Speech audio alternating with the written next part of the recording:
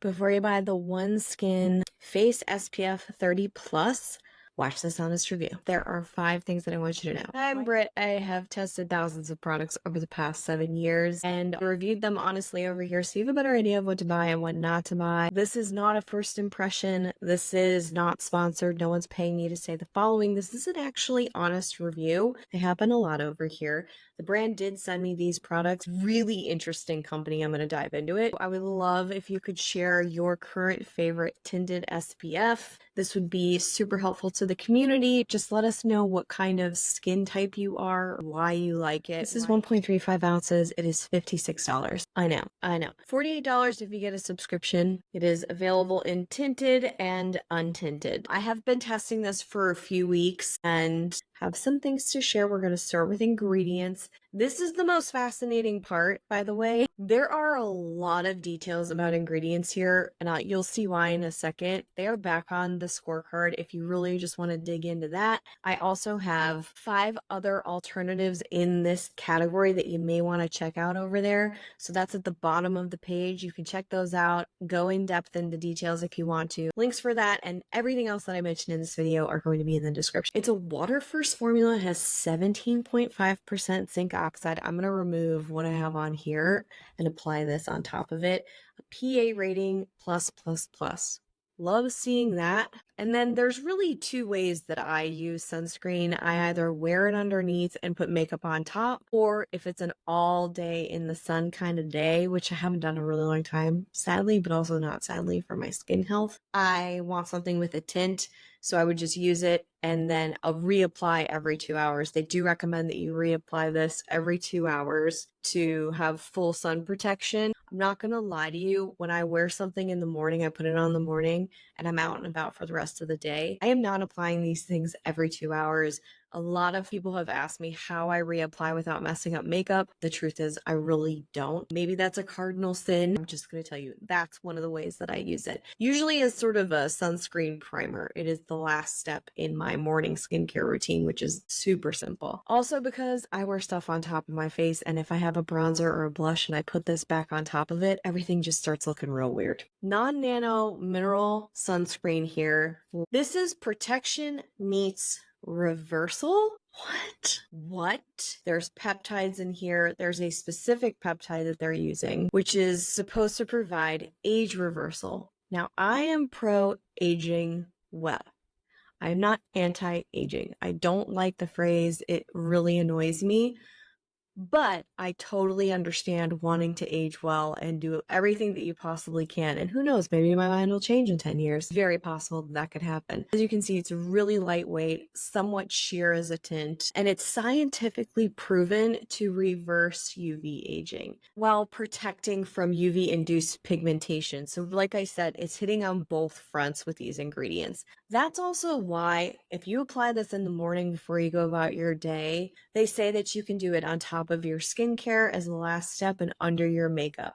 My question there is, if you're applying this on top of skincare, say you're wearing a cream or an oil, how are these molecules actually going to penetrate the skin if you have something like that on underneath it? I don't know. So that left me kind of curious and wanting to know a little bit more. My stance on this and how I would use this is how I'm doing it right now. I would use it on cleansed skin because I would want to get every ounce of skincare benefit out of this product that I possibly can. I don't want anything in the way blocking its absorption into the skin. Or I shouldn't say absorption, but penetrating into the skin, because our skin technically isn't just a sponge, or else we would look really weird. The peptide inside switches off senescent cells. I'm geeking out. These are what our people are talking about as zombie cells. You hear this in scalp care now about gray reversal, zombie cells. I heard this from somebody on a podcast recently that I interviewed. Not only does it have these age reversal cells, but you're going to see antioxidants and a bunch of other things inside. It's supposed to be non-comedogenic, 100% fragrance free. It has a lot of free verbiage on there. The rest of the list, there's lots of emollients in there, emulsifiers, skin conditioners, antioxidants. Midway down the list, then you're going to see a little vitamin C, E, and the decapeptide 52, which just makes me feel really smart to say. I don't know. Decapeptide 52. Say it with me. There is something inside that is a silicone, by the way. It's called, I'm looking at it right now, triethoxycaprylsilicate. Really? Whatever. Take my word for it. Look at the scorecard. There's a silicone in there. Aluminum oxide is also in there. There are a couple of ingredients inside that I think are going to have a couple of people going, no. Packaging is not currently recyclable. I reached out to the brand. They got back to me really quickly, which I appreciate. They do offer refills and they are plastic neutral after speaking with a sustainability expert. It is up to us to say, what does that actually mean? What do you mean? I mean, we can kind of gather what it means. So they say that they work with a brand called, or organization called Repurpose. So for all the plastic they produce, this brand Repurpose cleans it up. I get that it's a step in the right direction and canceling it out. I just don't want any more plastic. And I'm not saying that's the right answer, but I just don't want any more single-use plastic that can't be recycled. So for this, what I'm going to tell you to do is bring it to a packed collective bin. Bring it to a packed collective bin. That way you can avoid it going to landfill. Is it the silver bullet perfect answer? Absolutely not. But it's better than a landfill, is my current understanding. Again, complex. Second, application. 5 out of 5. As you can see, it's very lightweight. I'm letting it sit here for a second and do its thing. I'm going to apply some things on top of it just so we see how it works with other products. But very, very lightweight. Allow 15 minutes before you go out into the sun. Reapply every 2 hours. Again, back to the whole spiel of, do we want to reapply or not?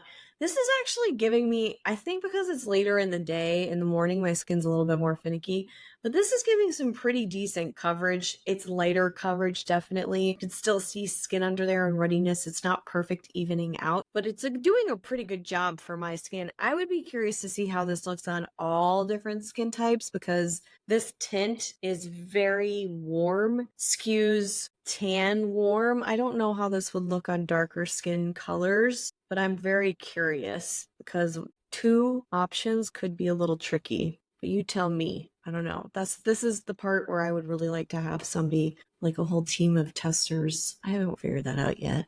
Dreams, goals. I do want to use plenty of this product, so I think I've put a substantial amount just on this section of my face. As you can see, it is very dewy glowy, but I like to give it a minute to settle in as well because sometimes that will mattify out. And with this product, while the moisture test, the touch test, it's not tacky, but you can feel moisture. It does mattify down slightly. Still glowy. Application though is really easy. So finish, I'm talking a little bit about the tint here too, because for SPF, I don't usually mention coverage, but this is tinted, so we'll go with it. So it's a little bit warm for me. There's something in this hue that actually brings out some kind of ruddiness in my skin, which I'm not quite loving. Now, I would probably opt for the untinted option for that reason, but yeah, just wanted to give that as a quick mention. It does start off dewy like I mentioned, and then this tones down a little bit, but it's still super shiny. Like we're talking shiny.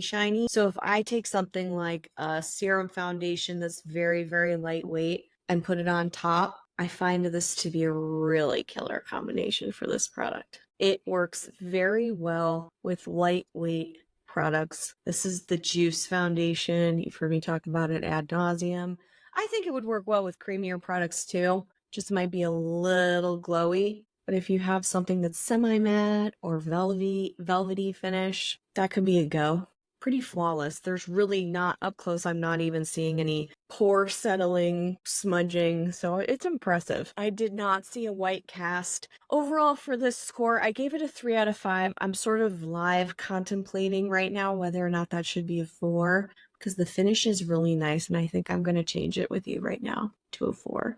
It's real good. They don't have a ton of claims because they're really way more into the science and the ingredients here. I get it, but there was nothing I could push against. Do you know what I mean? So sometimes that's hard. I really try and base it off of their claims and then performance. So anyway, we're going to give it a 4 out of 5 there. And then for scent, this is really quick, 5 out of 5. I rate these on how overwhelming they are. If they have a very off-putting scent, This has none of that. I can't even smell anything. It's great. Check, check. And then finally for this, normally I talk about a wear test. This is not going to be that because this is for sun protection and some tint, but more for the sun protection. The tint, wasn't in love with it, like I already mentioned. It wore okay alone. I really did not like wearing it on its own. So for the claims here, normally I would say SPF 30 is not high enough for me if I'm all out there. So the two scenarios again, right? I'm wearing this as a base and then I'm going out. Not really usually applying every 2 hours. Or I'm going to wear it in direct sun. Probably wouldn't use this as a direct sun option. It's nice, but it's not like my number one go-to. I would use it more as a daily workhorse.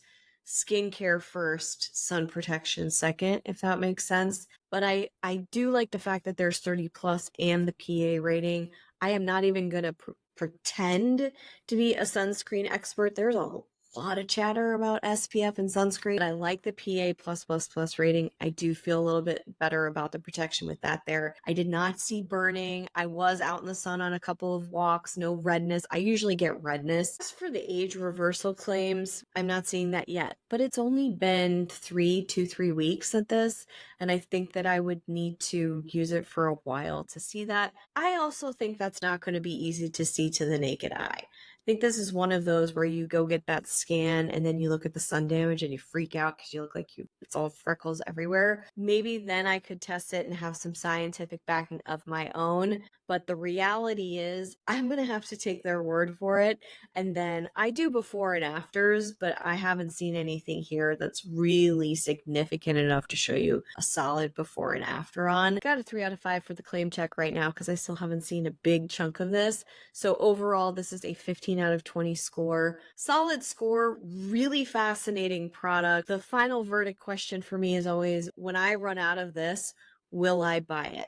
I had to think about this one for a very long time, probably too long. I would buy the untinted version if I saw really strong, significant skin results in terms of UV damage and UV damage reversal. But it's a TBD because I need to see the results before I would throw down $56 or $48 if I subscribed. Not making it to Britt's Picks Top 20 just yet. That's just me. What do you guys think? Do you think this is a viable option? Have you researched senescent zombie cells? Because it's fascinating. You can dive more in depth into this review back on the scorecard. I have those 5 other options and alternate tinted SPFs you might want to check out. Or if you're looking at this and you're like, maybe not, you should also check these guys out. Bye.